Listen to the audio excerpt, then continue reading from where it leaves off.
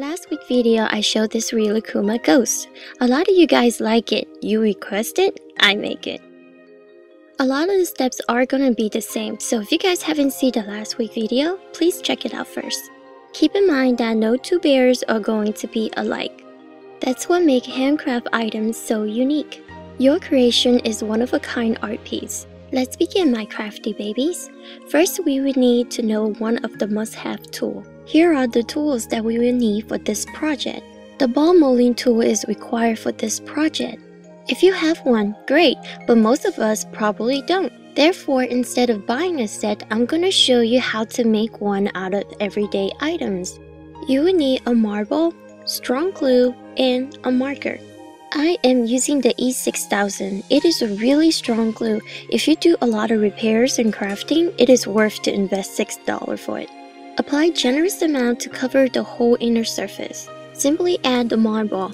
Allow it to dry overnight. With all the tools ready, we can start on the Rilakkuma ghost. Remember to always start with a clean hand by rubbing some used clay to remove dust. Please check the Rilakkuma Mummy video for the size and the amount of clay to use to make the Rilakkuma bear.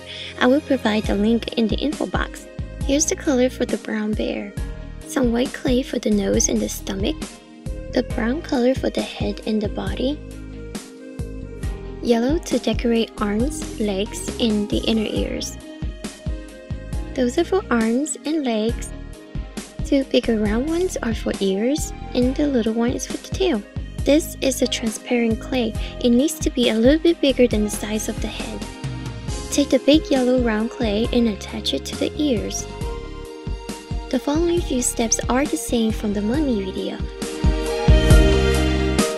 Apply the smaller yellow clay to the arms and legs. Remember to apply the nose and the stomach. You don't want the nose to be at the center of the head, but a little bit lower.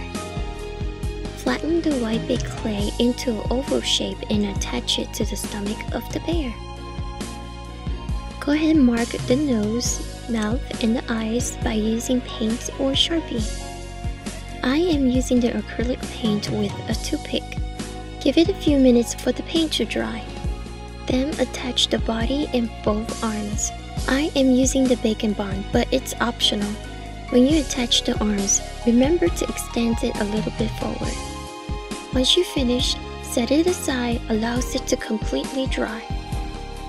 Take your transparent clay, make it into a ball, then press into the center using the molding tool. You want to slowly mold it into a dome shape. Once you have it into that shape, slowly pinch the edge of the clay to stretch the clay out. This is the hardest part. It will make or break the outcome of the ghost. You want the layer to be as thin as possible. Of course, the thinner it is, the more difficult it is to work with the clay. The clay will become very weak and soft, makes it very fragile and easy to break. But the thinner it is, the more of the bear feature will show through the transparent cloth. You might need to try a few times to get it into the right thinness. Place the bear into the cloth.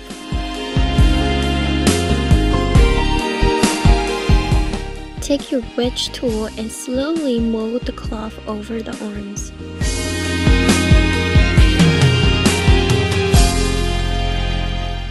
Keep in mind how cloth can naturally fall in place and mold the clay to make it into as realistic as possible.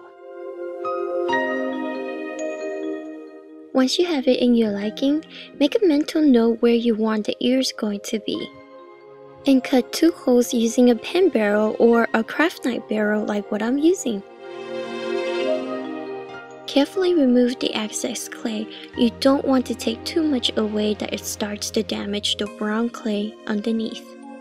Use a smaller size barrel to cut smaller holes to show the eyes. You want to take your time and gently cut away the clay and don't damage the brown clay underneath. I can tell by the thickness of the clay that is removed from the eyes that the cloth is too thick. Once you notice the problem, you can still remove the cloth and remake it again, but for the purpose of this tutorial, I will show you the outcome when it's too thick. Arrange the cloth into your liking. Add some bacon bond to both ears and attach the ears.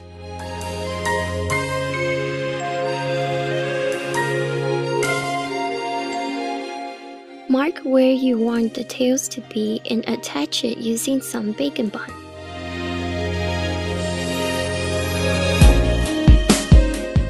Remember to carefully attach the legs.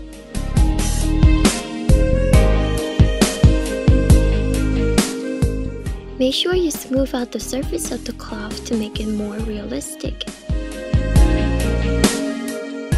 Add an eye pin and bake it in the oven at 275 degrees for 25 minutes. After you bake your bear, examine the eyes, add more paint if it's needed. With this bear, you can see through the stomach of the bear, but not so much on the face. Notice the one on the left is more see-through because the cloth is thinner. Just remember to take your time when you are making the cloth. You can see the difference when you compare them side by side. I hope you liked this video and be sure to check out the mummy video. Make sure to come back next Tuesday. May you be happy.